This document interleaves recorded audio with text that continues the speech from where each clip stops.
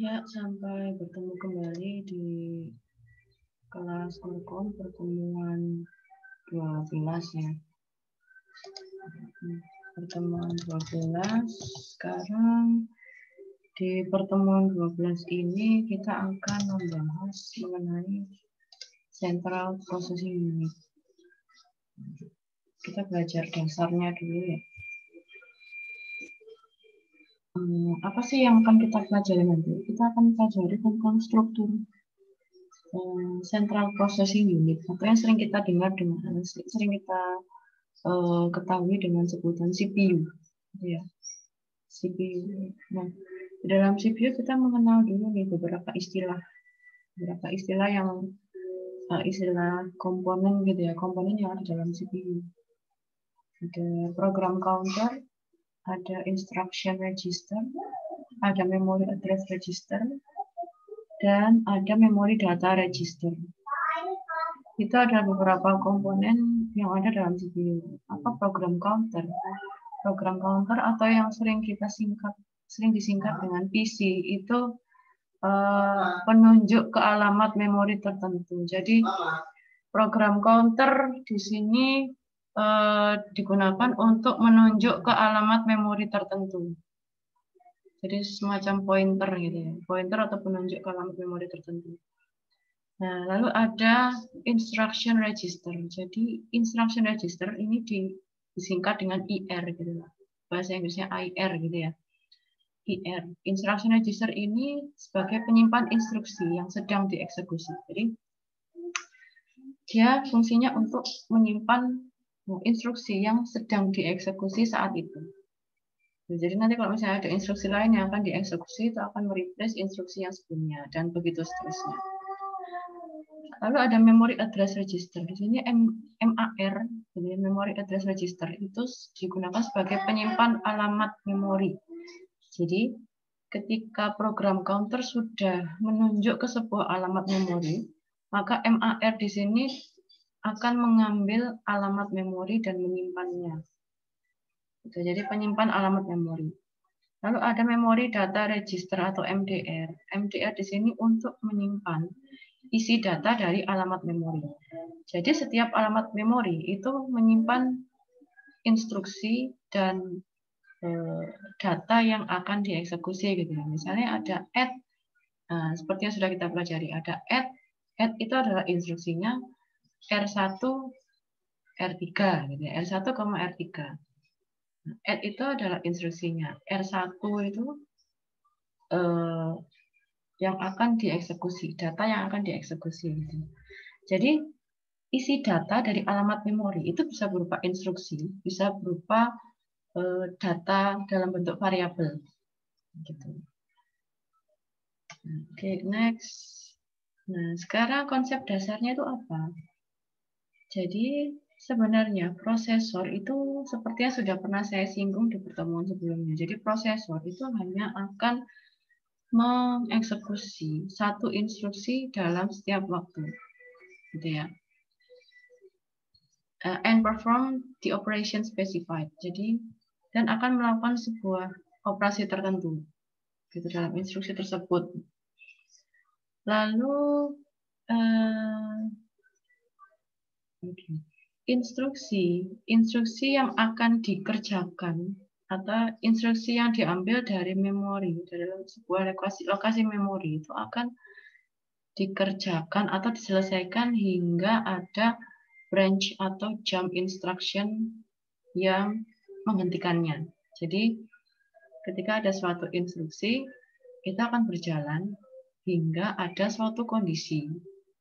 Kemarin sudah kita pelajari branch itu kan digunakan untuk conditional statement. Jadi ada suatu kondisi yang memenuhi untuk memberhentikan instruksi tersebut. Lalu prosesor itu akan men-tracking alamat dari lokasi memori, alamat lokasi memori yang berisi instruksi berikutnya. Jadi prosesor itu akan terus men-tracking alamat memori berikutnya. Kalau instruksi dalam sebuah alamat memori sudah selesai, dia akan merujuk ke alamat memori berikutnya, berikutnya, dan seterusnya seperti itu. Secara berurutan, gitu ya. Itu kerja prosesor. Nah, dan untuk menunjuk ke alamat memori itu akan dilakukan oleh program counter. Jadi kan tugasnya program counter itu untuk menunjuk ke alamat memori gitu ya, menunjuk yang akan dieksekusi gitu ya. Nah, itu tugasnya program counter. Lalu ada IR. IR di sini instruction register. Jadi instruction register ini digunakan untuk menyimpan instruksi yang sedang dieksekusi saat ini. Oke.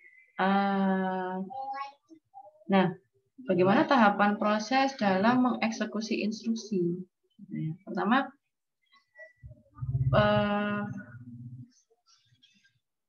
jadi prosesor itu akan fetch itu mengambil isi dari lokasi memori. Jadi mengambil isi dari lokasi memori yang ditunjuk oleh program counter. Ya, yang ditunjuk oleh program counter. Nah, lalu isi dari lokasi memori tersebut itu akan di load atau diambil, diletakkan di IR atau instruction register. Nah, seperti yang sudah kita pelajari sebelumnya, bahwa untuk menunjuk alamat memori, kalau misalnya alamat memori saat ini itu adalah 1000, maka alamat memori berikutnya 1000 itu kan dalam bentuk byte gitu ya. Byte. Sehingga untuk alamat berikutnya, ini contohnya untuk alamat memori dengan kapasitas 32 bit. 32 bit berarti ada sebanyak 32 bit. Nah, 32 bit itu adalah sama dengan 4 byte. Di mana 1 byte itu kan sama dengan 8 bit gitu ya. Nah, sehingga untuk menunjuk ke alamat memori berikutnya yang dilakukan oleh program counter tadi itu adalah dengan menambahkan alamat berikut sekarang ditambah 4. Karena basisnya adalah byte di sini, bukan desimal ya, byte. Sehingga ditambahkan 4 seperti ini. Nah, lalu carry out the action specified by the instruction in the IR. Lalu setelah menunjuk ke alamat berikutnya, maka prosesor akan melakukan action atau mengeksekusi instruksi yang dimana instruksi tersebut disimpan dalam IR. Jadi IR tadi kan fungsinya untuk menyimpan ini ya, instruksinya gitu. Instruksinya sedang dikerjakan sekarang.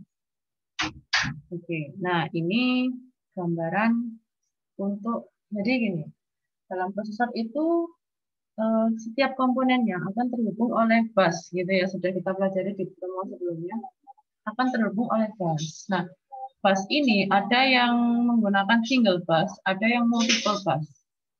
Kalau single bus yang digunakan hanya satu seperti ini.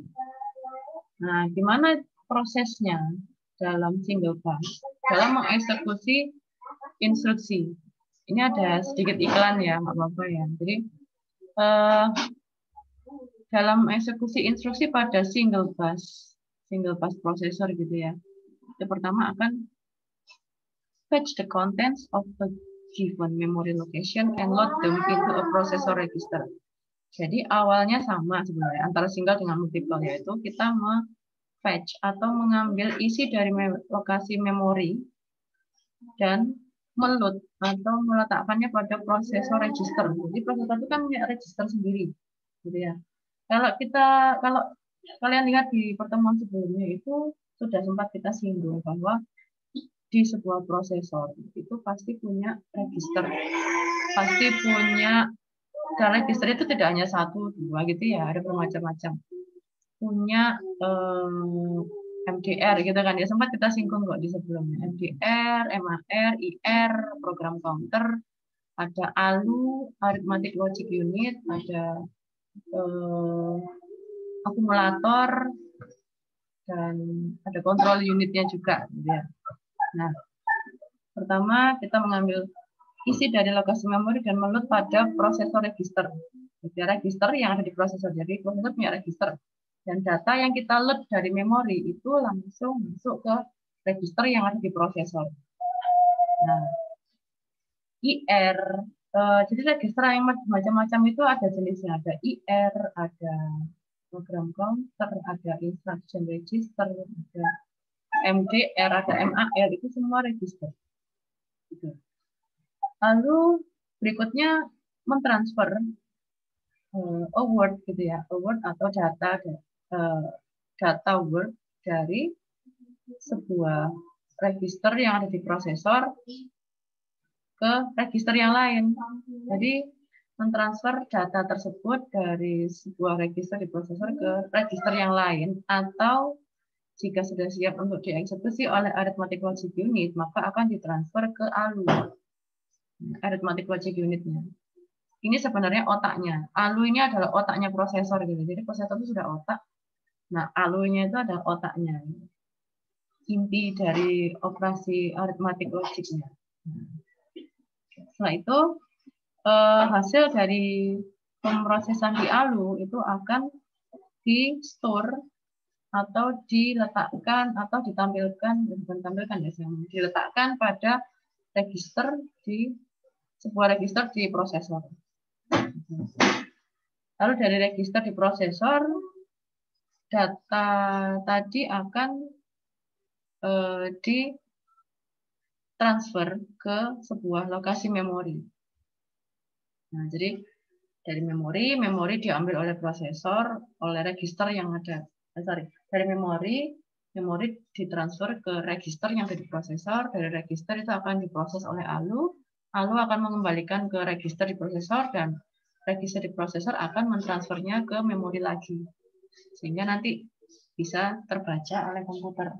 Prosesnya seperti itu. Oke, ini ada register transfer. Jadi di sini ini ada contoh, misalnya ada jadi itu tadi urutan gitu ya, namanya urutan proses gitu ya. Nah, sekarang gimana kita menggambarkan urutan proses tersebut dalam sebuah notasi, dalam beberapa notasi gitu. Ini saya nyebutnya notasi. Bagaimana kita menggambarkan urutan tersebut jika kita tuliskan dalam bentuk notasi gitu ya. Jadi kalau kita bentuk cerita, ya bisa kita tulis seperti biasa ya dalam bentuk cerita. Cuma ini bagaimana kita menggambarkan proses tersebut ke dalam bentuk notasinya. Gitu. Nah, misalnya di sini ada contoh diminta untuk menggambarkan urutan operasi di mana operasi tersebut adalah menambahkan konten atau isi dari register R2 ditambah dengan isi dari register R3. Lalu hasilnya itu akan diletakkan pada register R4. Oke, ini semua terjadi di dalam prosesor ya. Jadi maksudnya register ini adalah register prosesor. Nah, prosesnya ya kita mengambil isi dari R2, kita mengambil isi dari R3, lalu kita melakukan operasi add, di mana add-nya nanti akan diletakkan pada register 4. Nah, di sini proses ketika kita harus mengambil isi dari register R2, kita notasikan gitu ya. Kita notasikan atau kita gambarkan dalam bentuk notasi itu seperti ini. R2 out, ini artinya kita mengambil nilai dari register R2. Lalu disimpan ke dalam Y. Y in artinya isi dari R2 tadi kita simpan ke dalam Y. Kalau bentuk gambarnya seperti ini ya. Nah, ini. Oke, saya geser dulu. Nah, biar kelihatan. Nah, ini tadi kan ada R in. Nah, tadi ada data di register R2 melalui bus gitu ya. R out, outnya kan ke bus juga kan. Bus ini kan yang menghubungkan antar komponen, sehingga ketika ada data yang keluar dari register, maka itu akan dialirkan atau diteruskan melalui bus. Nah, dialirkan ke bus, lalu dari bus ini akan menginputkan ke dalam register Y. Ini register juga ya, register Y. Atau ditulis dengan YIN gini ya, YIN. Lalu berikutnya apa? Oh, kita harus mengambil isi dari register R3. Isi dari register R3 kita masukkan ke dalam apa tadi? Ya, sorry. Select Y add. Oke. Isi register R3 itu kita keluarkan. Lalu tadi kan R2 itu ada di register Y gitu ya. Setelah kita masukkan ke register Y kan pasti isi dari R2 itu akan ada di register Y. Sehingga kita select Y. Select Y ini artinya mengambil nilai dari Y ya. Mengambil nilai dari Y. Lalu kita tambahkan add. Kita tambahkan dengan R3. Kita tambahkan. Nah, lalu hasilnya itu dimasukkan ke register Z. ZIN. Nah, ini maksudnya adalah kita memasukkan hasil dari penambahan tersebut ke dalam register Z. Kita tuliskan dengan ZIN. Nah, tadi kan diminta bahwa hasil dari penambahan register R2 dengan R3 itu diletakkan pada register R4. Sehingga isi dari register Z itu kita keluarkan dengan Z out. Nah, ini kita keluarkan dari Z. Lalu kita masukkan ke register R4. Kita tulis dengan R4 in. Kurang lebih seperti itu. Itu cara menggambarkan dalam bentuk notasi. Jadi kita ngomongnya itu adalah notasi gitu ya. Notasi. Control sequence gitu ya. Control sequence yang digambarkan dalam notasi. Nah, lalu ini ada contoh lain. Execution of a complete instruction. Jadi di sini kita akan mengeksekusi sebuah instruksi add dalam kurung R1, R2. Bedanya apa dengan hanya yang pakai kurung atau enggak gitu ya. Yang pakai kurung ini di sini menunjukkan bahwa kita menambahkan isi dari alamat memori R1 gitu ya. Jadi ini menunjukkan alamat memori. Kalau ini menunjukkan datanya, isi dari alamat memori gitu ya. Nah, kita lihat gambarnya dulu. Oke, kalau di sini add dalam kurung R1, R2. Pertama yang harus kita lakukan adalah fetch the instruction. Atau ini bisa dibilang adalah fase untuk IF, instruction fetch. Jadi di sini kita memfetch itu mengambil instruksinya apa. Lalu fetch the first operand. Jadi kita mengambil operan yang pertama. Silahkan dibuka kembali pertemuan sebelumnya. Ini kita sebut instruksinya. Ini kita sebut dengan opcode, operation code gitu ya, atau instruksinya. Jadi operation code, lalu di sini ada operan pertama, ini operan kedua. Nah, pertama fetch the first operand. Jadi kita ambil operan yang pertama, yaitu isi dari memori lokasi yang ada di R1. R1 di sini, R1 yang diberi kurung itu merupakan alamat memori. R1-nya itu sama dengan alamat memori, bukan isi dari alamat memori ya. Jadi R1-nya, kalau dikurung seperti ini, itu menandakan atau berarti bahwa R1 itu adalah alamat memorinya. Nah, jadi berikutnya perform the addition. Lalu load the result into R2. Maksudnya adalah meload hasil ke register R2. Kalau kemarin kita sepakati memang ya, untuk sebelah kiri itu adalah destinasi, sebelah kanan itu adalah source-nya gitu ya. Nah, sebenarnya untuk masalah peletakan seperti ini memang ada dua versi. Ada yang source-nya itu di sebelah kiri, destinasi sebelah kanan. Ada yang sebaliknya. Saya sudah sempat singgung di pertemuan sebelumnya ya.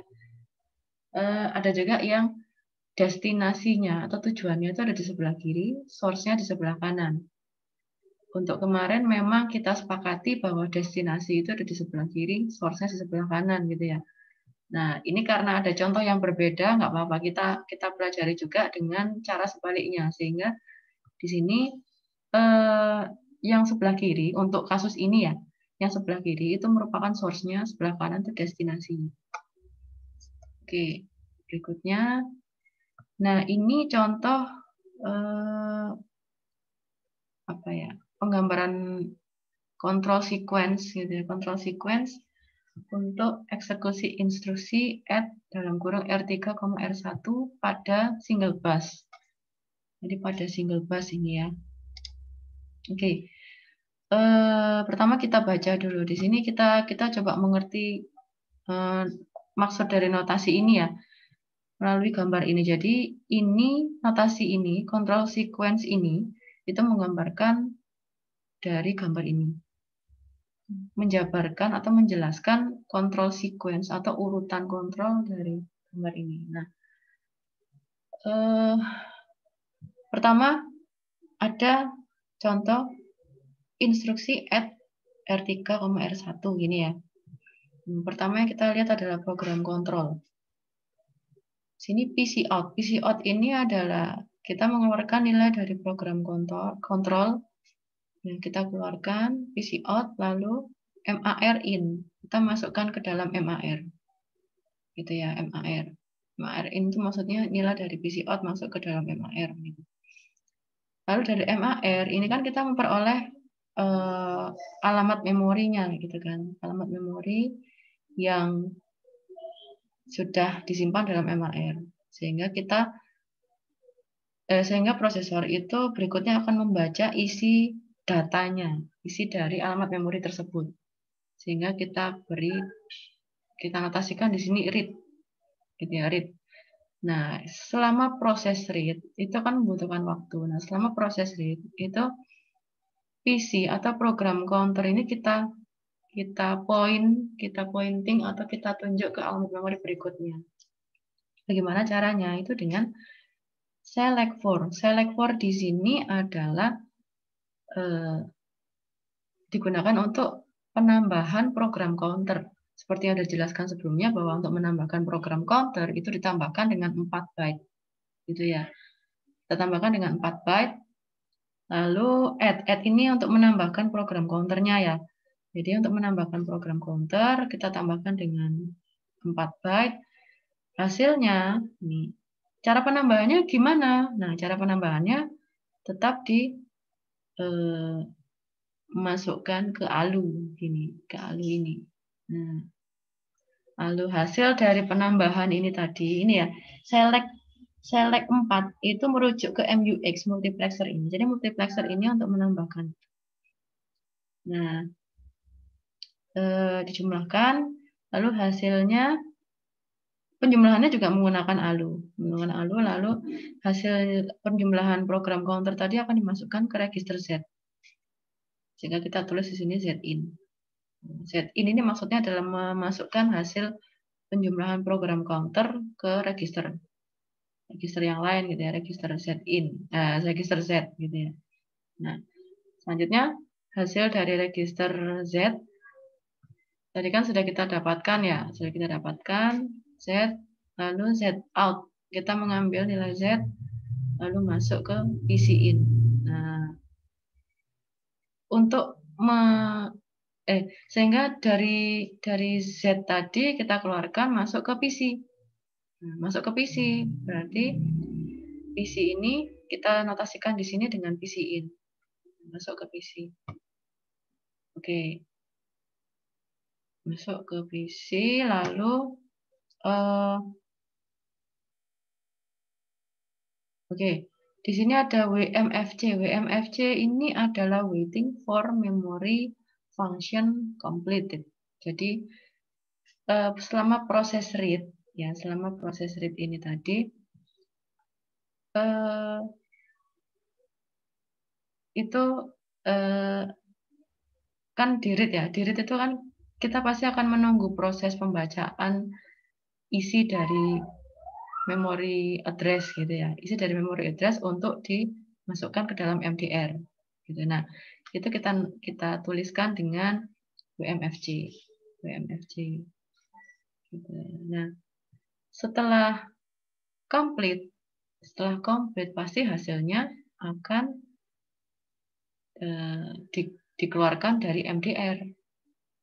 MDR ini kan berisi instruksi tadi ya, misalnya alamat memori 1000, instruksinya adalah add R1, R3 gitu ya. Itu isi dari alamat memorinya. Gitu. Oke, dari MDR kita ambil lalu dimasukkan ke IR. Nah, setelah kita tahu nih isi data dari alamat lokasi tertentu, kita masukkan ke dalam instruction register untuk dieksekusi. Jadi kan IR itu isinya adalah instruksi yang dieksekusi saat ini gitu ya. Nah, isi dari MDR itu akan dimasukkan ke IR. Itu IR, lalu dari IR nanti akan didecode.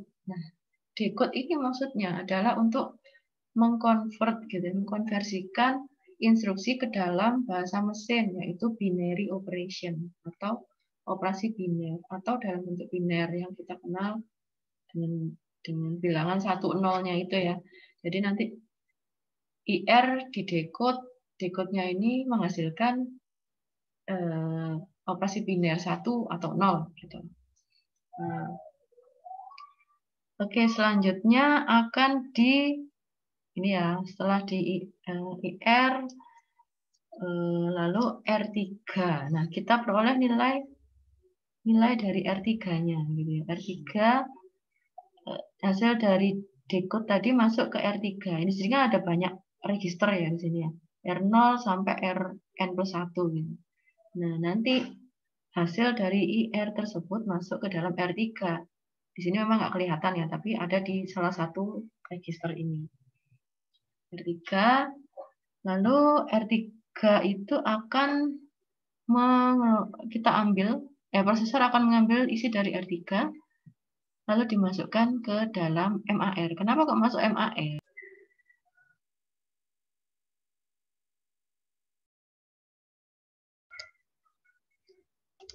Sepertinya ada gangguan sebentar ya tadi ya.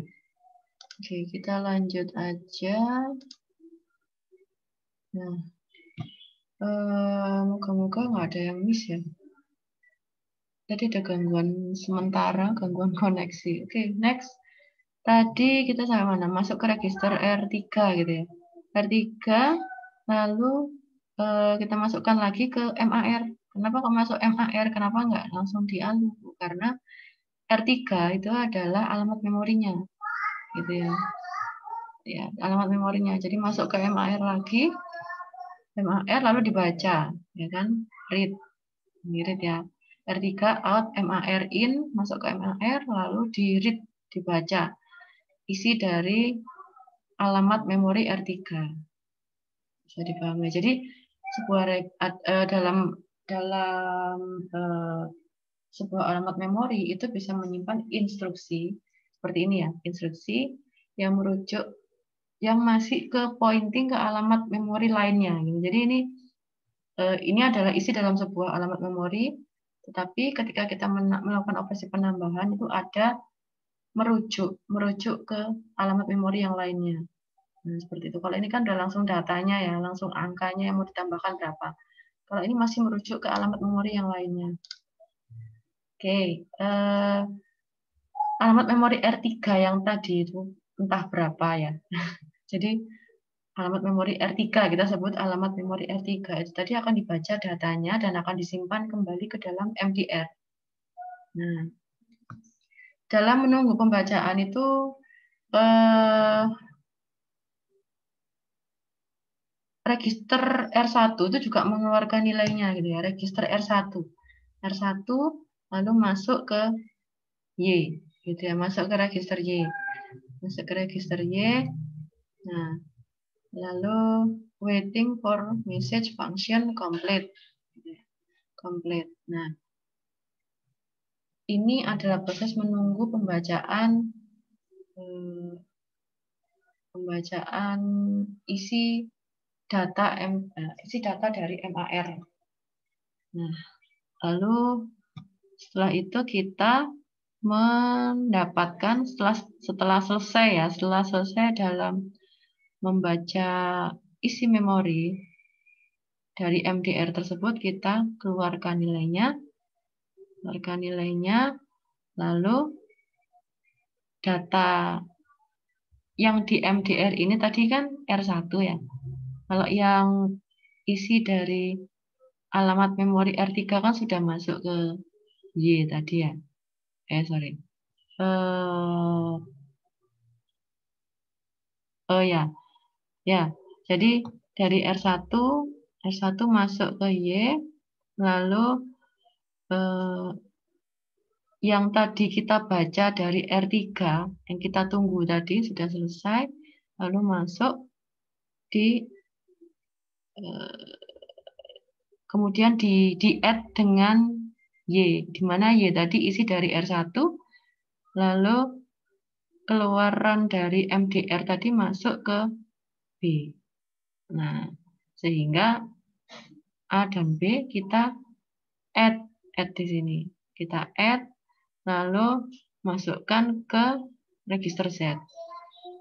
Masukkan ke register Z. Nah, setelah dimasukkan ke register Z, lalu dikeluarkan nilai dari register Z tersebut masuk ke R1. Masuk ke R1. Selesai. Masuk ke R1. R1 di sini nanti, ini kan register yang ada di prosesor. Ini akan diteruskan ke memori. Nah, seperti itu. Jadi, ini untuk single pass ya. Ini untuk single pass. Lalu ada lagi control sequence. Nah, ini kalau misalnya kita menemui instruksi yang menggunakan branch, gitu ya. Eksekusi dari instruksi yang menggunakan branch. Jadi, instruksi branch itu akan mereplace isi dari program counter dengan menggunakan branch untuk merujuk ke target address atau alamat target gitu ya. Dimana which is usually obtained by adding an offset X, sehingga ini maksudnya adalah dimana umumnya program counter itu akan ada kendala lagi ya tadi sepertinya. Oke, saya share screen lagi. Nah, offset X ini adalah perbedaan antara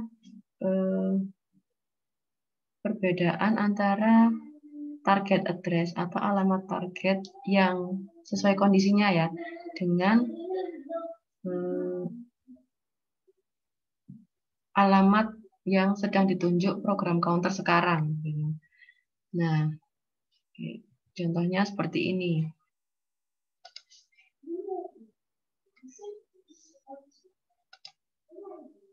Nah, ini contohnya dari eksekusi instruksi yang menggunakan branch. Jadi, pertama kan kita mengambil PC program counternya ya, PC program counter gitu. Kita ambil PC out, lalu selanjutnya kita masukkan ke dalam memori address register MAR in. Nah, ini sama dengan kita memasukkan nilai dari program counter tersebut ke dalam MAR. Lalu read, kita membaca isi dari data yang ada di sebuah alamat memori. Lalu select 4, ini maksudnya adalah kita menambahkan program counternya, kita menunjuk gitu ya, kita merubah alamat memorinya itu ke alamat memori yang ditunjuk oleh program counter selanjutnya. Select 4 byte, lalu add, kita menambahkan nilai program counter sekarang dengan 4 byte, lalu kita masukkan ke dalam register Z. Register Z. Lalu dari register Z kita keluarkan masuk ke PC in. Nah, PC in ini nanti apa yang kita masukkan itu adalah alamat memori yang berikutnya. Gitu. Nah, ini alamat memori yang berikutnya. Lalu dari alamat memori yang berikutnya ini kita masukkan ke Y, register Y, dan kita menunggu hingga proses pembacaan data dari sebuah alamat memori lokasi itu selesai. Sehingga kita tuliskan seperti ini, waiting for memory function completed. Nah, setelah itu setelah selesai terbaca, maka akan diperoleh isi data dari alamat memori, lalu kita ambil dari MDR, kita masukkan ke dalam IR. Ini IR-nya ya, IR. Nah, lalu setelah kita masukkan, offset field of IR. Sebenarnya ini masih, jadi gini, kalau misalnya ada branch itu kan conditional statement gitu ya. Biasanya kalau kita melakukan pengecekan dan itu tidak memenuhi gitu, tidak memenuhi di conditional statement yang pertama, maka akan merefer ke selanjutnya gitu kan. Kalau di program itu kan seperti itu. Nah, ini dari IR ini tadi kan pasti ada instruksi yang akan dieksekusi dalam sebuah conditional statement gitu ya. Lalu ketika tidak memenuhi suatu kondisi, maka ada sebuah operasi di sini. Ada sebuah operasi yang akan dilakukan di IR ini tadi. Jadi akan ada offset field of IR. Jadi ada perbedaan antara apa namanya ya? Ada perbedaan. Jadi katakanlah gini deh, contohnya gini deh. Misalnya if ternyata instruksinya itu isinya adalah if X kurang dari 5 gitu ya, maka kita akan melakukan operasi berikutnya gitu ya. Nah, nanti ketika ternyata instruksi tersebut dicek gitu ya, dicek di IR, diteruskan ke ALU gitu ya, ke arithmetic logic unit, dan kurang dari 5 tadi, if X kurang dari 5 gitu lah, if X kurang dari 5, maka akan melakukan ke proses selanjutnya, misalnya seperti itu. Nah, ketika dicek ternyata X itu kurang dari 5 gitu ya, kurang dari 5, maka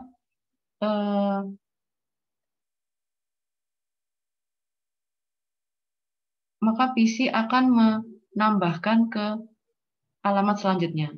Jadi, maka PC ini akan mempointing gitu ya, pointing ke alamat selanjutnya. Gitu. Nah, sehingga untuk menambahkan ke alamat selanjutnya itu kita harus menambahkan offset ini tadi.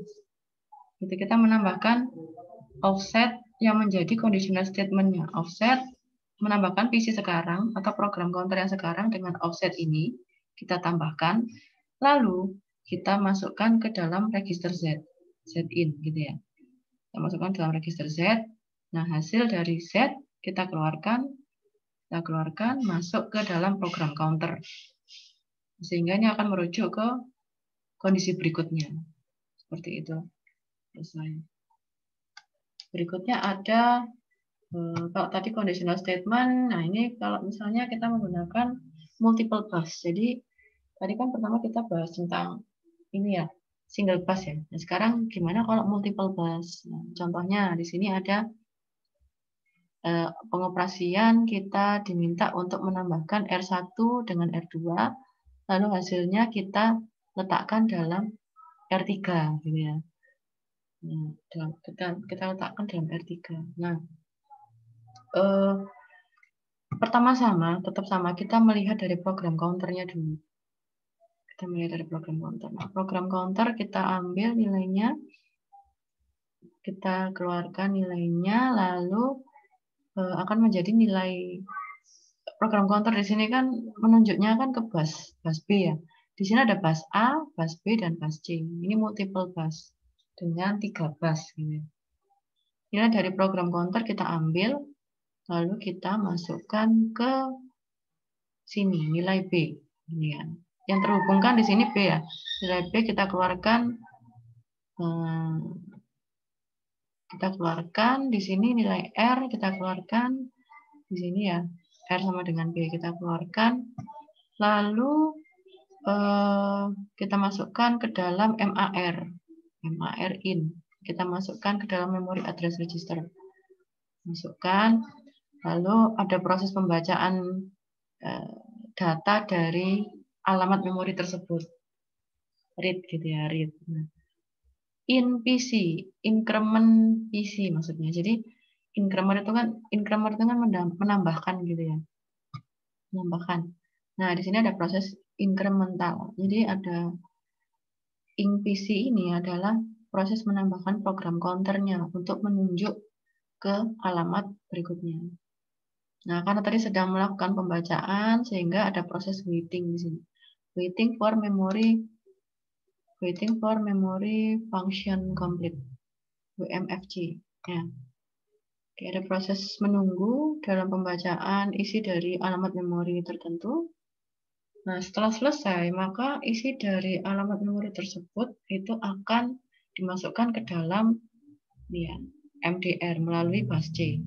Ya. Masukkan ke dalam MDR melalui bus C. MDR hasilnya berupa instruksi dan data. Jadi hasilnya itu berupa instruksi. Dalam instruksi itu kan ada operation code sama operan gitu ya. Nah, itu akan dikeluarkan ke poin B di sini. Poin B. Nah, poin B keluarkan lewat R. R masuk ke IR, instruction register. Ini yang digunakan untuk mengeksekusi instruksi saat ini. Lalu di decode gitu ya. Yang instruksinya tadi, operation code-nya masuk ke sini. Masuk ke sini. Operation code-nya ya. Jadi add, load, store itu masuk ke IR. Nah, di decode untuk menghasilkan bilangan biner. Lalu untuk R1, R2-nya yang hasil dari MDR ini tadi ya, itu masuk ke untuk R1 masuk ke bus A. Untuk R2 masuk ke bus B. Itu R2 masuk ke bus B, R1 masuk ke bus A. Oke. Tadi kan instruksi add-nya kan ada di sini ya, masuk ke bus A gitu ya. Jadi instruksi masuk ke bus A, R1 masuk ke bus A, R2 masuk ke bus B. Nah, lalu setelah itu sudah ada yang ke bus A, ada yang ke bus B. Yang di bus A ada instruksi dengan R1. Instruksi dengan R1 masuk ke sini. Menjadi select A gitu ya. Select A. Lalu yang R2 masuk ke B, ya kan? Masuk ke B sehingga setelah masuk ke poin A dan B akan dilakukan operasi aritmatikanya, aritmatik logic unitnya. Akan dimasukkan ke ALU, lalu ditambahkan di ALU. Add ini ada di ALU. Nah, hasilnya itu kita masukkan ke dalam R3.